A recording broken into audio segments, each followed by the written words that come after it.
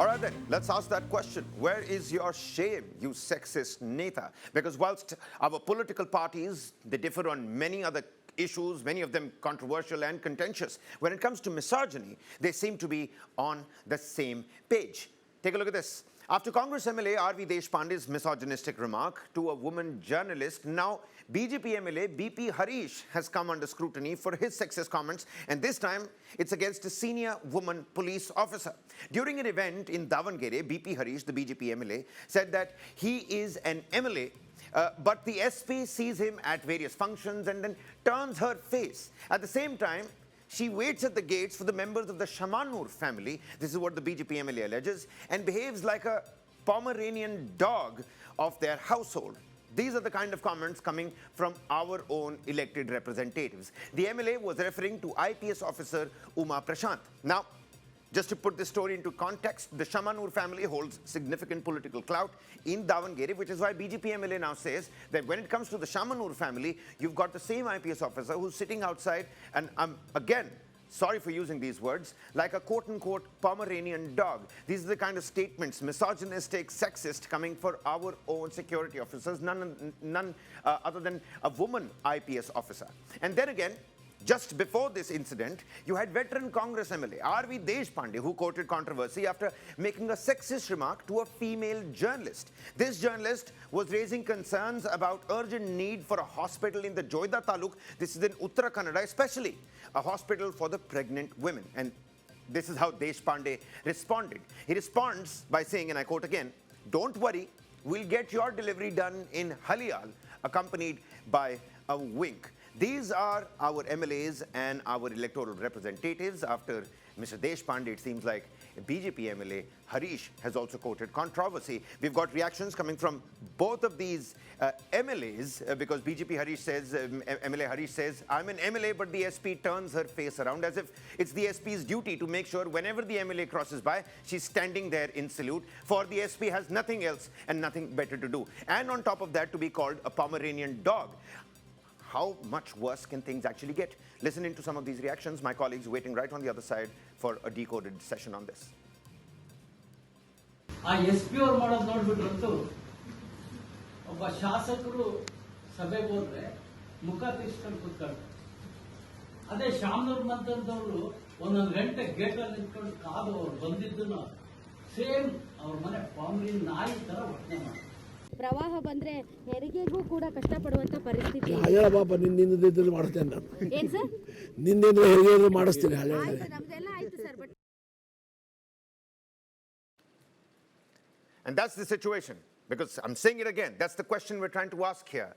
Where is your shame, you sexist Neta? My colleague Mohammad Wajiullah joining us here on the broadcast. Waji, back-to-back cases coming to light from Karnataka, and let's not make this a pure Karnataka issue. Let's talk about how our elected representatives, our MLAs, our MPs come through with such sexist remarks. After Deshpande, it's the BJP MLA this time around. Across party lines, one thing is for sure and similar is that they end up quoting controversy for making sexist and misogynistic remarks. It makes one question, are we really in 2025? So, Karnataka does not surprise these people when it comes to objectionable remarks, especially politicians. We've already shown our viewers two remarks of one is R.V. Deshpande and one is the BP Harish. But if you should remember, Karnataka is that state where our ministers were caught washing porn, where our ministers were seen accusing lady police officers and saying objectionable things from the stage. Even the chief minister has been noted for things like this. But this particular comment of BP Harish is really objectionable, and now there's been a case against him. And as I speak, charges of BNS 132, 351 have been leveled against BP Harish, the Davangere MP, and this is at a time when he was talking with regards to farmers, and he tried to mix the issue of Hindutva also, where he was saying that Hindu farmers are not given their due, and the farmers are especially attacked. And when the reporter asked the minister with regards to why have you not spoken to the SP or the police, that is when the minister said this about the SP, saying you go and meet the SP, she'll be standing outside Shamdur Shivshankarappa's house, who's another big leader of that particular region, and she stands there like a dog over there. So these are the words that was used by the minister, and now there's a huge controversy over it. When we try to get reactions from the Congress party, they said that these are the same. When a prime minister can use words like this, a minister using things like this is not going to surprise us. But this is something that is learned from the top leadership, is what the junior ministers learn. And that is what the Congress is trying to portray, that this is the language of the BJP. But surprisingly, in Karnataka, you have both the Congress leaders or the BJP leaders having the same filthy mouth. Right. All right. Many thanks, Vaji, for bringing us these details. Needless to say, collectively, we should all put our heads hanging in shame for the kind of sexist remarks that are uttered and hurled by our own elected representatives, and a big question for the entire multitude to think and ponder upon as well. Many thanks, Vaji, for joining us.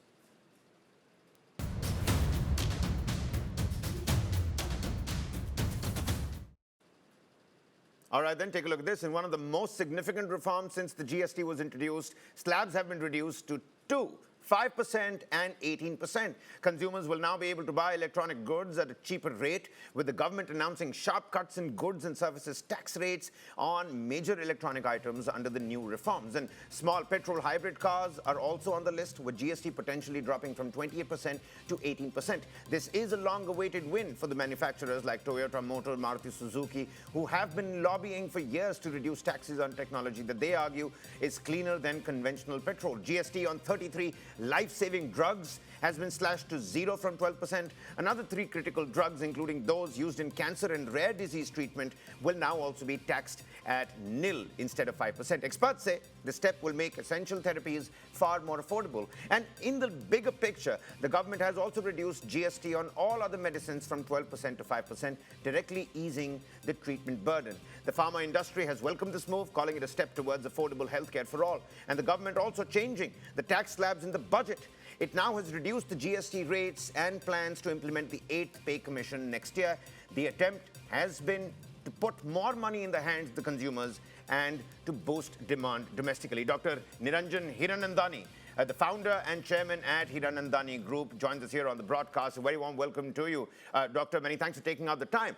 What went through your mind when you read, went through the press conference late last night, and when you've been reading the headlines today in the morning? People are now talking about GST becoming more stable, more predictable. But does that essentially mean more pocket expenditure for the common man? If you could subcategorize, the social stratas into various categories, which one gets impacted the most? The opposition is now saying, what about revenue protection and what about other states? Of course, these are opposition-ruled states. But keeping the politics aside, your opening comments here, sir, and Doctor, do help the viewers understand in layman terminology what ICT and, input tax and output tax, all of that away, what will be the actual benefit transfer to the common man? Over to you, Doctor.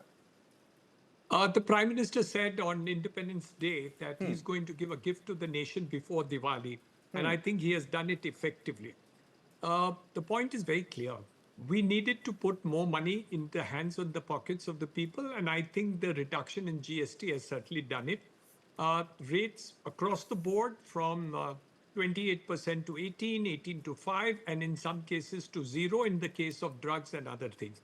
On the other hand, he has increased one rate of 40%, which is there for gutka and those other items. So I think the first point is well taken, that actually it is going to be beneficial to the poor, and there will be more money coming into the people's hands, which will be there for the purposes of the growth of the nation. Number two, we have to understand that inflation is already under control. So to that extent, the prices are being protected. So in reality, people will get the common goods, foods and eatables and other things at a lower prices, including medicines and other things. So this is on one side, I think, a very positive story in terms of it. The growth in India has already moved from 6.2% to 7.2%. In the last 1 week, we have heard the rates have come up to 7.2%, mentioned by the Prime Minister in his last lecture. My view, if this GST thing becomes operational and effective, you are going to see an 8% GDP growth because of the internal boost of consumption in the first quarter of 2026. Write it down and call me up to speak on it when it happens. All right. Because this is my reading that it is really going to take place, and this is a boost to the economy, which is really going to do on one hand and help the people on the second. The third part of it, which is more important for me because I'm in the real estate business also. So that is something which we really need to see. Cement and steel, tiles and other things were at 28% GST. Now, with the boost and reduction, the reduction of rates from 28 to 18%, it means that cement, steel, bricks, tiles and other items will come down in prices. And what has happened in the last 1.5 years, you have not reported, but let me tell you, affordable housing has seen a downturn of almost 20% in volumes. The first time in my career of 40 years. I think this is going to help to bring that back because the costing in affordable housing was becoming unaffordable, and interest rates which had gone up now hopefully coming down faster because inflation is also under control. Right. RBI has already reduced it by a percentage. I am hoping that in the next 2 months, because inflation is under control and all the other aspects are under control, they will reduce by another 1%. So EMIs will come down by 10 to 15%. So even housing demand is going to come up, which is effectively touching 260 industries, from cement to steel to other things. So a boost to the economy. And ultimately, remember, if we are going to fight with the rest of the world, we have to be the fastest. And if Prime Minister wants to be Atmanirbhar in 5 years, let's work it out so it happens in 4 years. So I think all this put together is not a revision in terms of GST, but I think it's a revolution in the mindset of the Prime Minister and the Finance Minister. They're thinking lower rates of GST will call bigger business, and ultimately the collection, in fact, in another 6 months may go up simply because demand will go up. So I think a combination of events, which is not only a gift to the people, but it is a strategic economic move. And I'm praying to God that it works super bonus as I feel it is, both for the people and for the government and for the economy in that whole. So I think there is a revolutionary move which the finance minister has designed and approved by the prime minister. I think we are going to see different days in terms of the growth and improvement in the business, economics, and Real well-being pertinent of points people. that you've raised over here, Dr. Hiranandani. You're saying that this, in fact, is a Diwali bonanza way ahead of Diwali. You're saying affordable housing is again going to be on the horizon, and the larger overreaching impact of these new GST slabs. Let me just put across to you two concerns that have been doing the rounds here on the news floor, and of course the headlines are also talking about it. The 48,000 crore rupee revenue, impact and loss. Is that going to be able to offset in the long run? Will we be able to offset that, given that consumption is going to see an uptake from what you're telling us? And of course, the other aspect of the terrifying times that we live in, what happened at the SCO and Donald Trump. I'm sure you're also following that. After SCO and your own projection of 8% GDP growth come Q1 financial year 2026, are we in the driving seat? Can one say that?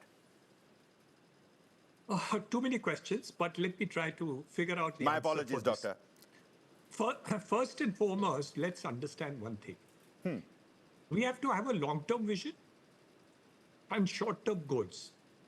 The long-term vision is growth for the country, improving the economic and removing the poorest of poor from the poverty levels to bring it to the next level. We have seen that happen in the last 5 years. According to me, with inflation under control and hopefully employment and booster that he has given will bring more employment. That's the bottom of the line. Because you can't have GDP growth with unemployment. So what is being tried on is to see that the GST changes will give a boost in demand, which will also boost employment. Construction and real estate and infrastructure is the second largest employer in India after agriculture. If we can boost it, two things will happen. Wealth of the country and also inclusiveness. You can't have wealth in the country happening and poverty levels not improving. What is the Prime Minister and Finance Minister trying to do? They're saying GDP will grow. But now I want to also see that employment and multiplier effect, which is necessary at the lower level, happens and give more money to the people at the grassroots level. This is being tried on. My view is it's a very, very important thing. Your question is, will it be very successful? My view is it is going to be successful. Now, the question is, I am very bullish. I think it will be successful in 3 months. Some people are saying 6 months. Somebody is saying 9 months. I'm bullish. So I think it will be done in 3 months. By next March, I'll give you a second prediction. All that right. the collection, in spite of the GST rates coming down, the collection today, the same collection will come up in March of next year. So in spite of reduction in the rates, you will see, because of the booster in the economy, you will get the same amount of collection. So the fear that we have is there, of course, that the intermittent collection is going to come down. And which will bound to happen when you reduce the rates. The first collection is going to come down. There is no two. But the second effect is when more goods are sold, more cars are sold, more bikes are sold, more houses are sold, more this is sold, more people buy food and other things, then automatically the secondary effect of the market comes up. That's why I'm saying, and my bullishness says 3 months. Somebody said, my friend whom I talked to said, Niranjan, you're too optimistic. I think it'll be 6 months. I said, okay, let's bargain and say half between the two. So there's a big joke. Now, whether it's 3 months, 6 months, or 8 months, it still means that the revision and the idea is very successful. Because if both the things can happen and the demand can grow and people will be pulled out of poverty, there's nothing like it. I think this is there. And what the Prime Minister calls Atmanirbhar Bharat will happen faster than what you can originally thought you there. One more thing, just to put a rider. If you hear last year's GST collections and what is this year's GST collections, the growth has been huge and humongous. I don't remember the exact percentage. So what is the Prime Minister done? Whatever it is, he's doing the reduction now based on the originally estimates of what collection would be. So in reality, he's anyway collecting what he had estimated, even by doing the reduction in prices. And he's giving you a gift because you are today collecting more GST than he had anticipated 1 year ago. So he, out of the additional anticipated, he's temporarily reducing it to cause it a booster to the economy. So this is an injection into the economy. How soon it will be effective? My estimate 3 months. My friends estimate 6 months. I'll ask you, what is your guess? Well, I think I'm going to second the opinion of meeting the both of you, you and your friend, somewhere halfway, Dr. Hiranandani. But many thanks for joining us here on News 9 and helping us understand the booster and the multiplier effect of this injection that the Prime Minister and the Finance Minister have given to the country. Let's wait and find out how soon do we actually reap the dividends and the benefits. Dr. Niranjan Hiranandani, founder and chairman at the Hiranandani Group. Many thanks for joining us here on the broadcast. Now, you may already be familiar with the big GST changes. We've been talking about it. Prime Minister Modi's GST bonanza, that people are now calling it. But how much of this could really translate into savings for you? Or really will they? From automobiles to electronics to nutrition fixes, my colleague Shweta Kothari breaks this down for you. Take a look. The GST reforms have come by the way of a Diwali bonanza announced by Finance Minister Nirmala Sitharaman late last night. It does mean that GST slabs will now be rationalized to a standard 5%, which is a merit-based category, as well as a standard 18%, and a third slab of 40% will also kick in. This means that all the essential existing tax slabs will go away. But what does it mean? Let's break it down quickly for you. What does it mean by the way of savings? How much you, the common man, will save by the virtue of GST rationalization? Now, quickly, as far as the prices of two-wheelers and three-wheelers is concerned, the vehicle prices are substantially expected to go down. Should you be buying your vehicles up next? If you are buying a vehicle or planning to buy a vehicle from 22nd of September onward, which is when the GST reforms will kick in. Remember, the ex-showroom price for small cars will likely have dropped down at least 12.5 Now this because the vehicles category is now taxed lower from 28% to now a standard of 18%. A car which was about 5 lakh rupees will now be down by at least 62,500 rupees come 22nd of September. So any person who is hoping to buy a vehicle, there will be Diwali bonanza for you. Prices of larger SUVs and cars may also see a dip. Now remember, there were conversations on whether expensive cars, SUVs, if they will be kept in the higher bracket of 40%, which is the sin tax, whether that means that you will pay more for SUVs and larger vehicles. Well, there is now more clarity coming in for if you are hoping to buy a bigger vehicle, even that vehicle will be now lower than what you were paying in the existing GST regime. And that is because dip is because of the 40% sin tax instead of the earlier 43 to 50% tax, which included cess. Remember, vehicles were taxed at 28%. There was a 22% tax, which essentially means that large and big vehicles were taxed at 50%. Now that will go away. So all your large and big vehicles will also now be taxed at 40%. So good news there, even if you're hoping to buy a bigger vehicle. Now, moving on now to what the GST has done for essential goods, which essentially means goods that we consume on a daily basis and may result in better health for all people in this country. Now, as far as the nutritional access is concerned, GST has ensured that all essentials, including paneer, are now taxed at 0. So paneer can now see a drop of 15 rupees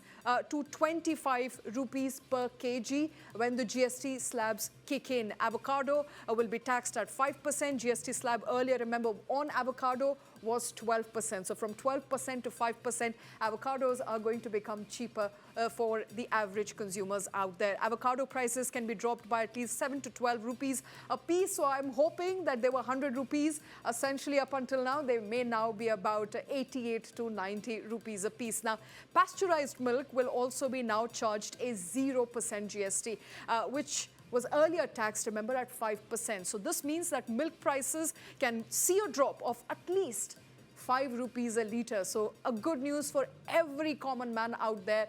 Your milk prices will essentially now go down come 22nd of September. Let's now quickly talk about the third essential bracket, and that is the electronics. Electronics prices are also going to substantially go down. And why is that? Because electronic appliances will be taxed cheaper, at least 10% cheaper across all categories.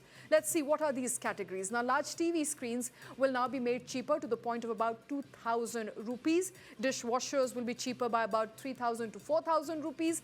And all the other essential items, including your ACs, refrigerators, will also be now cheaper. For refrigerators specifically, about 2,000 to 12,000 rupees, depending on the size of the refrigerator that you're hoping to buy. They will now be made cheaper. So 3 categories, especially when it comes to whether GST will have dramatic ramifications, implications for you and I, would be across the consumer electronics segment. It will be across essential items, which ensure that you and I are able to have better nutritious food as well as buy a vehicle. So from mobility point of view, electronics point of view, as well as a nutritional point of view, GST there reforming the way of life. Economic experts joining us throughout the day to decode the GST in detail throughout the day right here on News 9. For now, a quick commercial breather. Top developments right on the other side.